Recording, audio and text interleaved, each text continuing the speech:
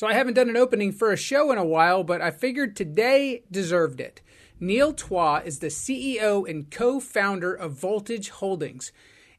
It's a company that specializes in launching, consulting, selling, and acquiring brands with a focus on the e-commerce channels such as Amazon.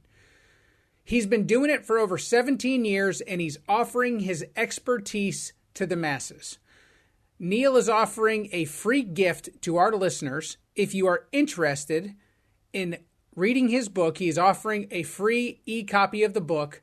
I'm going to put links to this underneath this video on the description. I'll put them on the social media when I push this out. But if you have ever been interested in potentially selling on Amazon, it's a great resource and it costs you nothing. Check it out. It may make you $1 million one day. With that, enjoy the show.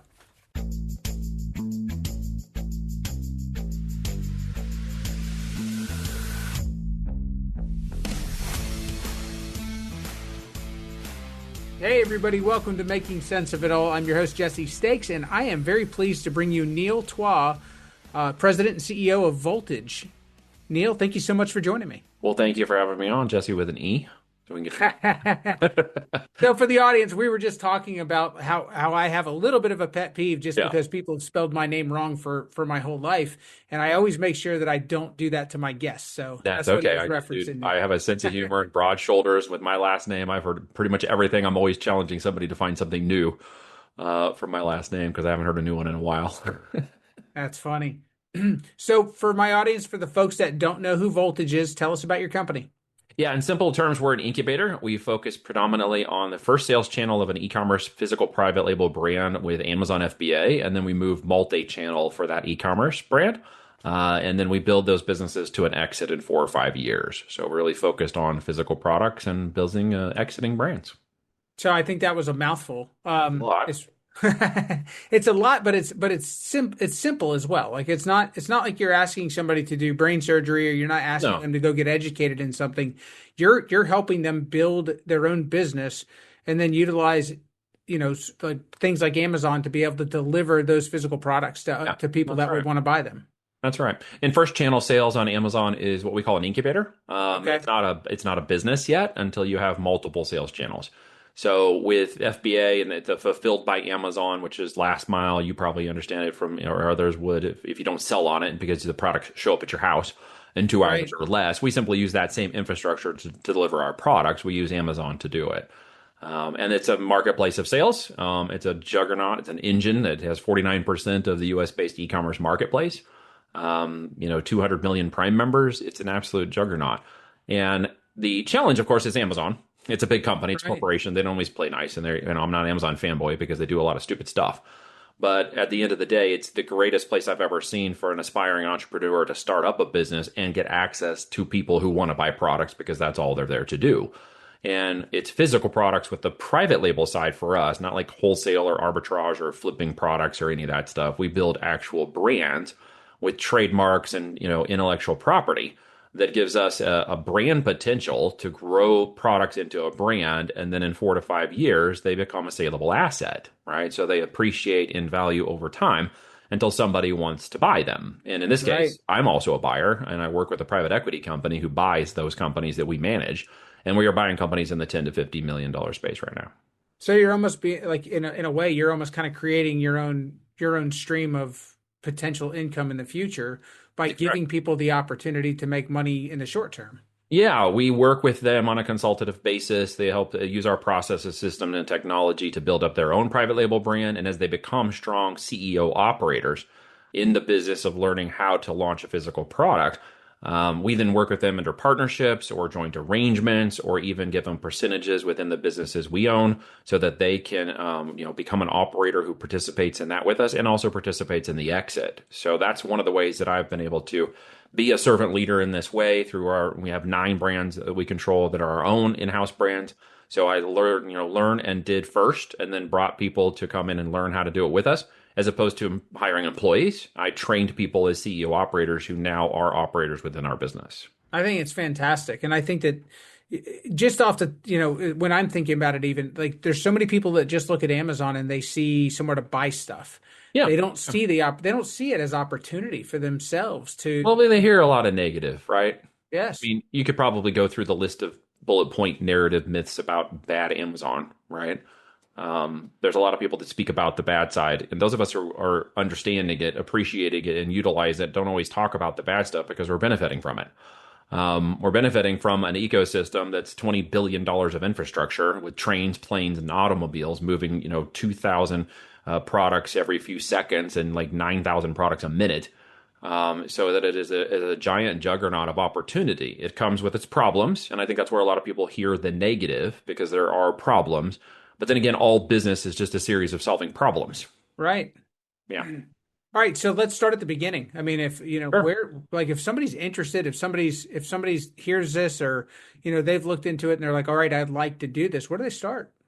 Well, at the end of the day, the first question has always been the biggest one we've tried to solve, not only in our own brands and getting our first brand to seven figures in 2015, but the one that constantly is in the mind of most people who are aspiring or brand new, and that's what the heck do I sell?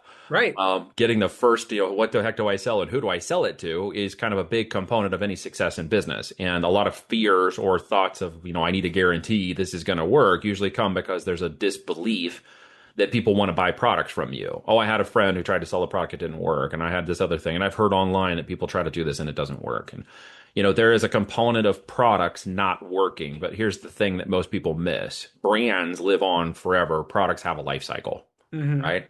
And I love to use this analogy for people who are listening and maybe even you of brands you may have heard of but never used. Like if you're not a smoker, I don't know if you are or not, but if you've never smoked, you've probably still heard of Lucky Strikes. Sure. Okay, but you're probably going to tell me what variations of Lucky Strike brand products there are. You just know there's a brand called that, even though you've maybe never used it. You may have, never bought a Toyota. Maybe you have, but you know it exists. Maybe you can't list all the different types of Toyota, but they exist. So when we start thinking about it in terms of building a brand, we have to realize there's a process of products that are set to fulfill a purpose in that brand, and they don't always have a long life cycle. And all products are not necessarily going to be successful over a long period of time.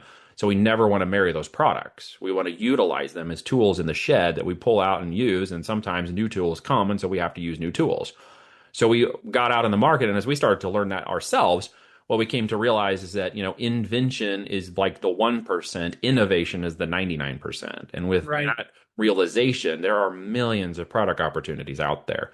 And what ends up happening is you get this idea or a pipeline, or even build a process. We have what's called the green light process, where we use a system and set of tools that we created to make a software that now helps us do this even faster. And it uses Amazon's data to tell me exactly what's in the customer need and demand. But even then, I have product opportunities I see, but I still have to test them in the market because I'm not smart enough to tell the market what it wants. But I am smart enough to see what the market wants and then give it what it wants. And then with 80% confidence, knowing I did that right, it's the 20% the market gives me back that helps me answer the question of what the heck do I sell? So we have to go through product iterations. Like we will launch 3, 4, 5 product iterations to market test that product, because law of averages kicks in and means 1 to 2 of those products will actually tell me where to go. Right. So what kind of investment are people like when they're like, if people are coming to you and they're saying, hey, I'm really interested in doing this, like the initial investment that they have to come up with up front, is it low barrier to entry, high barrier to entry? What does that look like? Well, and I don't run a course or a program. I run my own companies and brands. So I have no intention of like selling people $3,000 courses, although a lot of people do. So I've made the barrier entry for us an invitation only process for those who are really serious about spending the time, energy, attention, and money to do this as a team effort and to really see that turn into something of an opportunity. I even put $10,000 on the line as part of our fees to get to $100,000 in net profits with them in 12 months after they launch, or I forfeit that money. So I have some money on the line that I lose. I believe in that because I believe in my process. So typically what you're going to find is to build a business and truly understand what it takes to make money in a physical product business, you have to spend money because we're building product, we're buying product, we're developing brand, we're spending on marketing, and we have to see that inventory churn over so that we can, order more inventory and sell more inventory and continue to grow that product brand line. So in year one, I've had people spend up to $1 million doing that. I've had people spend a few $1,000s, but in the end, the average of success that allows my metrics and guarantees to kick in is people will typically spend 50 to 100,000 in year one to put a real brand online with real products and actually take over market share that grows into year two because the systems of the whole economic engine turnover reviews come in, market share starts to grow. And then by year three, they could be in potential scale, right? Which means they're now finding those exact products. The marketing is dialing in. And with my process, I want them to become part of the 8%. I don't know if you've ever heard this or not, but 8% is the people who actually make it successfully in business in years 4 or 5 when 92% of them fail. Right. So the goal here is to get them through years 1, 2, and 3 to understand the business, understand the economics, understand their product and brand marketing, understand the time and market for share and opportunity to deploy capital even greater, to get more products in line, and to let that economic engine really become something of an opportunity in that 3 to 5 years so they can live like nobody else can afterwards. Because once you turn that into a real juggernaut, someone wants to buy it. Right. And there's your generational wealth and time exit opportunity because you've now created an asset. And I think a lot of people think short term about business. They maybe hear short term about opportunity or even near need, which I get because I went bankrupt once with 3 small children and a pregnant wife, so I know what need looks like. And I've had my back against the wall in the past and had to figure this out. But there are a lot of opportunities to start on your own. There are a lot of opportunities to hustle some products and get things moving. But if you really want to run fast and run hard, I've tried to set the barrier of entry much higher in order to ensure that there's more stability in the process, in the product, and the opportunity upside potential, because it's just huge. It's tremendous. It's so large. It's most people can't quite fathom the amount of products that are moving online, the amount of data that's moving, and how much opportunity there actually is. I agree with you 100%. I don't think that people realize the opportunity because it's not something that they're readily educated on. I mean, if you Yeah. think about the way that the education system works, or the way that people have been trained and grown up in the last however many years, Yeah. they're not trained to think that way. So No, they're trained to be in the workforce. They're trained to go get a degree. They're trained to be in a track of getting through life, getting married, having kids, and pulling that track. And there's nothing wrong with that. I was on that path. I just got significantly disrupted by it in life and realized as I broke out of that trap that there was much more than I could even see and realize. I was caught in a scarcity limiting belief mindset. I was going through the corporate track. And when I actually kind of broke out of that and realized there's so much more abundance, it blew my mind. So now when I talk to these kinds of people, and those of you who may be listening to this, they're typically going to be folks who are more like me. They are working on wealth without Wall Street opportunities. They are now high income earners. I have spent 20 years in a corporate gig or even in their own business, and they're kind of getting burned out. And they're like, hey, this is not something I want to hand my next generation. They're typically thinking forward, like, what are the next 5, 10, 15 years going to look like? Do I want to keep doing this, or would I rather be doing something on my own? There are people who are thinking about investing in, businesses or acquiring companies in that way. They maybe franchises, maybe franchises, that kind of stuff. High income earners usually, and individuals who have kind of reached the top of that place where they were at, similar to the way I did when I was at IBM until 2007. I'm like, well, then what next? Right? Like, I don't want to keep going up the corporate ladder. I never truly wanted to do that in the first place. And when I realized I had to break out of it, it was like, well, I wanted to be somebody different. I wanted to own my time. I wanted to spend time with my family. That was a huge priority for me. And I wanted to hand my kids something that wasn't just a job. Yeah. Those were my priorities. And in building this and now doing it over that course of the years, and since 2012, launching our own private label brands and growing up, tens of millions of dollars in sales since then, I've been blessed to help other people grasp that concept too, and turn it into life-changing opportunity for them. And so if people are listening to this and they don't realize what a private label brand is, or what you mean when you're saying that, tell them what it is. Well, in simple terms, it means that you're not going to flip someone else's product, someone else's Nike, someone else's thing. You're actually going to have a brand that you created with, intellectual capital, trademark. You're going to have it named, and you're going to have the product manufactured for you, and the whole thing becomes your property, right? It becomes your own Nike. It becomes your own Reebok. It becomes your own Coke. It becomes your own brand. And with that, you have control over the collateral. You have control over where it goes. The narrative becomes yours. The price points and the market opportunity becomes yours. And you have an ultimate situation in which you're building with the end in mind. You're creating an asset that becomes saleable, right? in just to borrow analogies, it's like you're taking a real estate opportunity with physical assets, and you're doing a virtual side on one end and a physical side on the other. Mm-hmm. Right. And instead of keeping a dollar over here in the bank that's deflating, we're turning it into $3 in physical inventory over here. So we take that Right. out of here in deflationary and we put it in an inflation situation, which we all have. It's transitory, right? But we put it into a product that appreciates, right? Out of the bank in an appreciated product.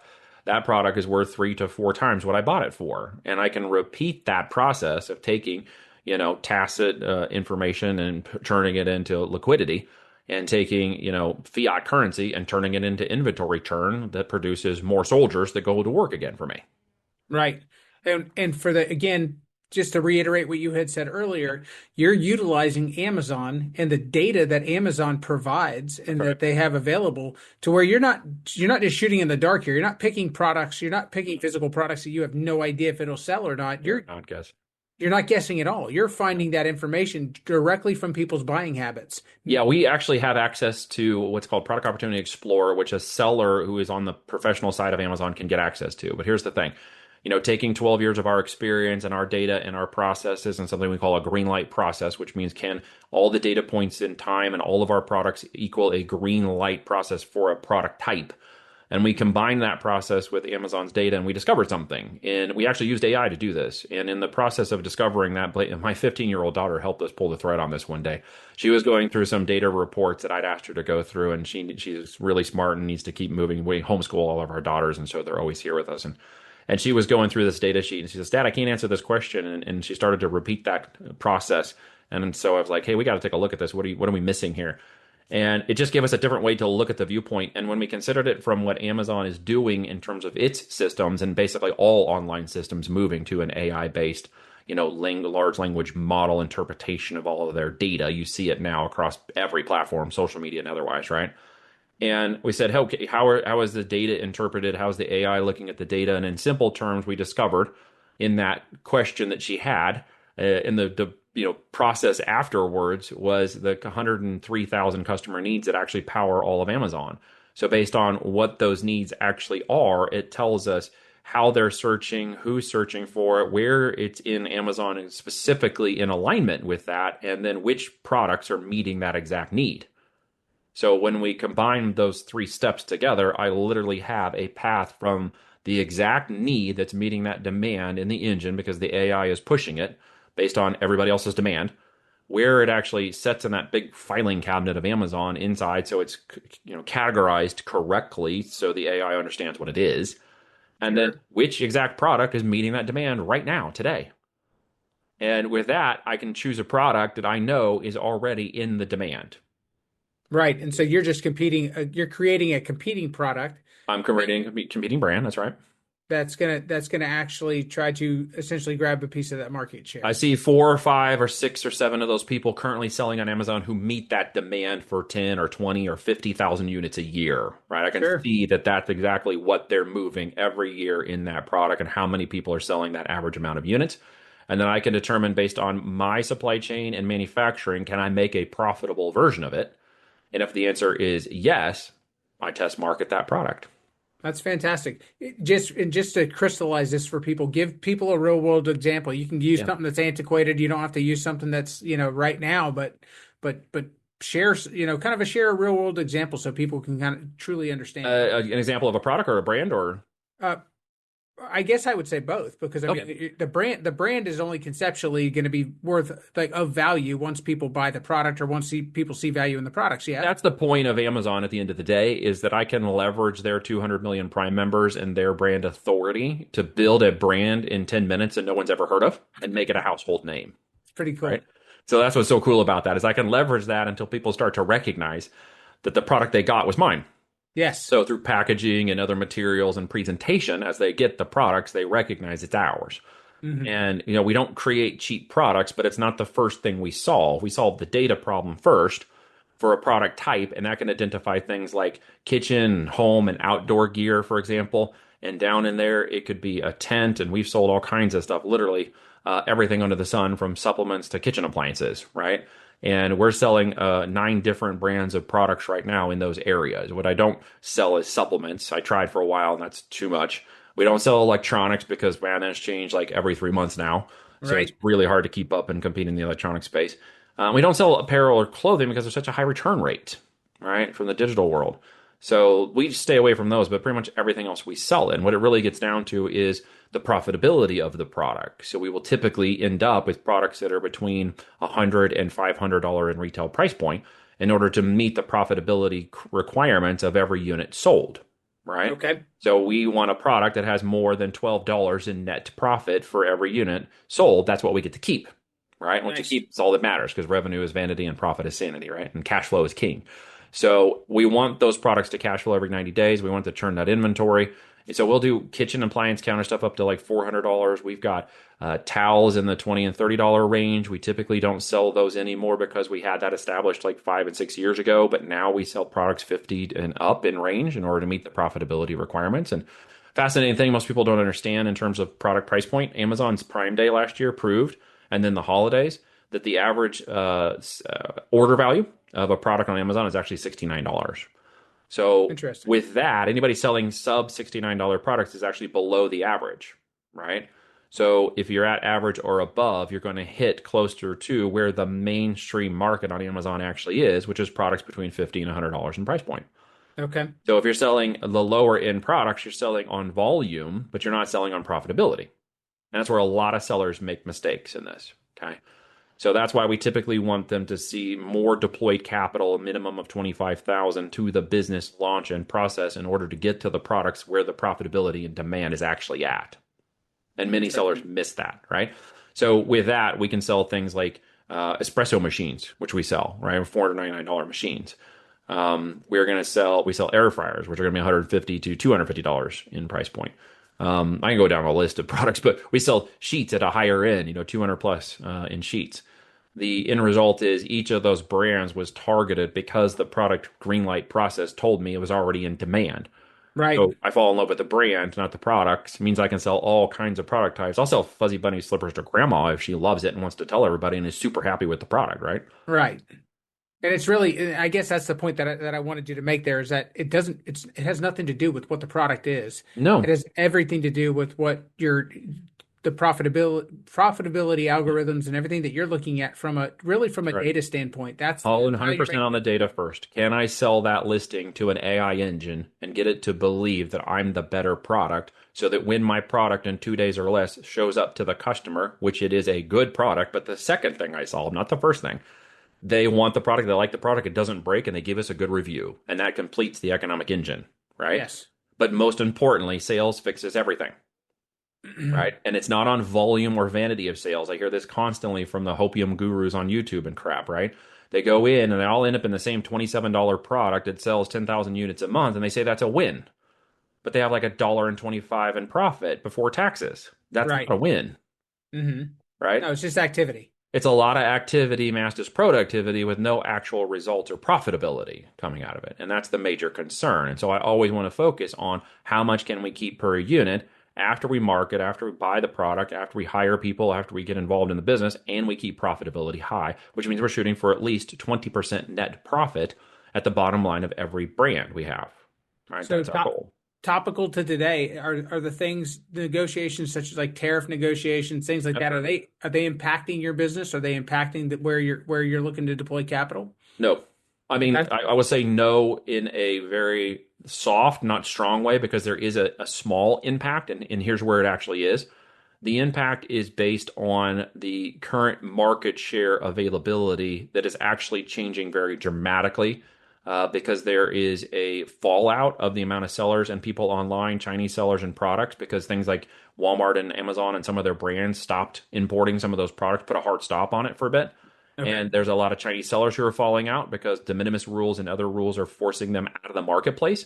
And there are a lot of lower end sellers who don't have the fundamentals, took the coursework, are dropping out because they can't stay in the business, which is opening up 30% more traffic on Amazon. The demand of 5 billion a month in impressions has still stayed steady, right? The demand has not changed. And people might think it has, but it has not. What has happened is 30% more of that traffic is going to people like us because the other people fell out of the market. So it's a huge opportunity. So what happened in 2020 was very different. Very Okay. different. Okay. 2019, we had products in 40-foot containers that cost us around 4,800 landed cost onshore. Okay. In the first quarter of 2020, that jumped to $25,000. Hmm. Right? That is, Yeah. you're not seeing that at all in any of the tariff impacts. We're seeing, 4,000 go to 8,000 or 9,000, maybe to 10,000 shortly based on current demand need. And it's an elasticity of supply chain. It happens all the time, right? But Sure. because so many people were focused on health and wellness and this scare and all that crap, they weren't paying attention to what the rest of us were dealing with tactically to keep products moving in the system. And the demand in that first quarter of 2020, you may not have known this, Jesse, but it went hypergrowth, right? Because suddenly in that first 3 months of 2020, everybody's home and they're all Right. buying. So we had 10 years of growth in 3 months. Yes. And that came along with 10 years worth of pricing all bundled up into one thing, which means all the containers and prices went ridiculous. And that Hmm. went on through 21 and started to slow down in 2023. So we have just seen in the last 2 years, the prices of containers come down to where they were pre 2019. Okay. Okay. So now we're in the T riffs problem. YouTube doesn't like it when we say the other word. The effect has been, well, a lot of people are suddenly armchair quarterbacks because they're not focused on the other stuff. And some people are very volatile in the geopolitical world today. And so they're all hating on the idea of, these tariffs. And in actuality, we're generating more income last month in our country than has ever been seen before. And with that, the influx, the elasticity of this is like a rubber band pulling back. This rubber band's going to snap shortly, right? When it snaps, we're going to see a resurgence of capitalization, trillions of onshore dollars being dedicated. Manufacturing is going. I haven't gotten contacted by this many manufacturers ever in the last month from the U.S. than we've gotten contacted before the last 30 days. Just crazy, right? Right. The elasticity of that with the general increase of 30+% means that the price point is matching just fine with the increased cost of products. And by the way, there are hundreds of ships coming into the ports. We're not locked up at all. What we're Right. actually about to see is the amount of ships that are going to hit the ports is going to create a congestion period coming up in about 30 days from this where we're at right now, May 30th. So we're actually going to see a slowdown at the ports because of the amount of ships that are trying to offload. Okay. Right. So everybody's still yelling about negativity over here. Apparently, they have no idea what's happening, really, at the end of the day, when in actuality, the opportunity is going through the roof. Well, I think that that's the truth. Is that there's a lot of negativity. There's a lot of fear being kind of sown to where Yep. people keep their eyeballs on the television and people continue to sell advertising. I mean, that's their job. Advertising is up. And by the way, Amazon next year, its advertising revenue will surpass all of its other profitable, including AWS, all of its other systems. It will be the most profitable of their revenue streams. And it will then put them on par with Google as far as an advertising engine goes. That's amazing. Yeah, That's it's changing absolutely amazing. dramatically fast, right? So there's huge opportunity, and while that ocean is going out, people are being found naked, as Buffett says. And what we're doing is doubling down on inventory. Mhm. We're dedicating like 2 million in inventory this year in the next 6 months before fourth quarter because we're going bullish into the market because market share is opening up like crazy. Yeah, and you said it before we even got started today, and I think you're 100% right. I mean, there's not really a better time than right now to be starting your own business or to be jumping in with This both feet and getting in. It's incredible. People don't even realize the amount of tool sets we have now that wasn't available 2 years ago, right? The amount of intelligent systems now being ran and monitored by AI and Blinky dashboards. I can have an operator running 3 7-figure companies now because he has the tools, dashboards, and supply chain metrics and systems to monitor and manage all of that across 3 companies, Mm-hmm. right? This is like used to take 5 or 10 people. We don't need that anymore.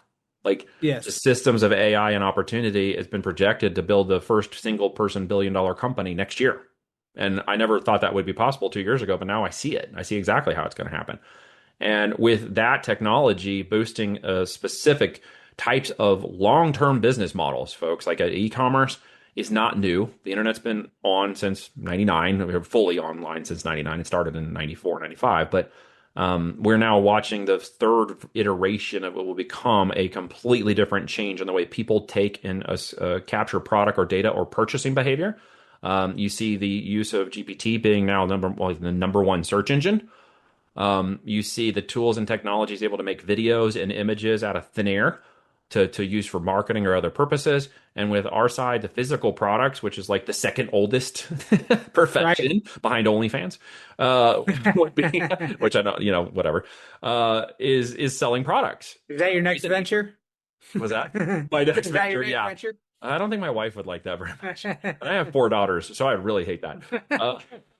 So I'm getting them into physical products, not physical OF. Yeah. But it is the second two things, right? Prostitution and products and movement of products in bartering and trading has always been there. It's always been there. It's just we're using digital technology to make that product happen now. And I can sit here and watch logistics happening across a world of products from ships and trains and planes and warehouses, and I never touch it. Right. It's a magical time to be alive, dude. There's so much opportunity out there for people to get in that now and to learn how to adapt with technologies that are creating opportunity. And I would be, frankly, if I was in IBM where I was previously in the years 2003, 7, that time frame, in today's world, that job 20 years later would be completely replicated by AI. If you are in that space, in the business, analyst, project management, if you got an MBA, build a business. This is your chance to get ahead of it before you are becoming obsolete. That's the area by which it is going to remove the upper middle class of individuals, high income earners in the 250 to 500,000 range. Those jobs in those corporate settings are replaceable. So all that being said, if somebody's listening to this, you have got them interested, you've piqued their interest. What's the best way for them to learn more, get a hold of you, and potentially engage with you and do something with you? Yep. Well, we are an incubator of brand managers, CEOs, and operators. So it's an invite-only process. If you go to voltagedm.com, you can watch a presentation with myself and my partner, Kevin Harrington. We go through our product. He's the Shark Tank from the original Shark Tank series. He also wrote the foreword to my book. And we talk about our business strategy for an omni-channel business starting with Amazon.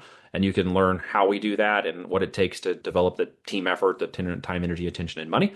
And then if you're interested in learning more, contact me personally because I don't have a sales team or anything else. We talk. We find out if we're a good fit. We may get in the rowboat together. You might want to go from your hell island to my heaven island because I'm sitting on it now in 50 acres in the country, enjoying my lifestyle that I've spent 18 years building, and can teach you possibly how to do that too if that's of interest to you. But we do it through physical products and branding. I think that's fantastic. And you guys offered to provide my audience with 10 free copies of your book as well. Yes, sir. So share with my audience what the book's about. I can kind of guess, but just share a little bit about the book, and we'll make sure that they have access to.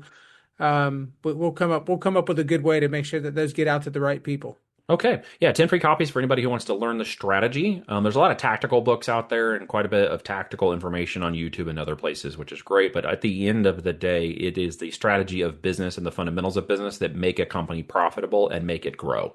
So with that book I wrote based on my podcast, the High Voltage Business Builders Podcast, is the 15 chapters that were written basically on 15 different guests who have experience in finance and Wealth Without Wall Street and banking and research and media and influencers, and all the components of a physical business was built into each of those chapters.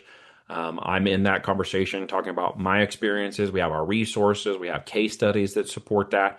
And really, it goes through the 5-step strategy of building these businesses. If you're an aspiring entrepreneur or an existing business entrepreneur in the physical product space, you would learn the strategies by which we built 8-figure companies using that.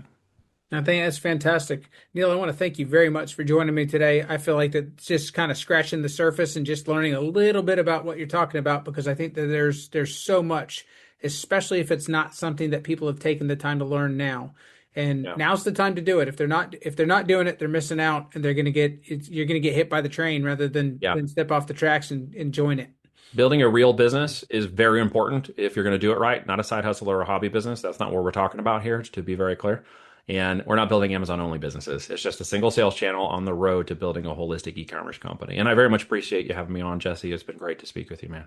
No, thank you very much. And we'll make sure that links to your channels, to your podcast and everything are below this interview everywhere we put it out. So appreciate that. Thanks again. We look forward to catching you down the road.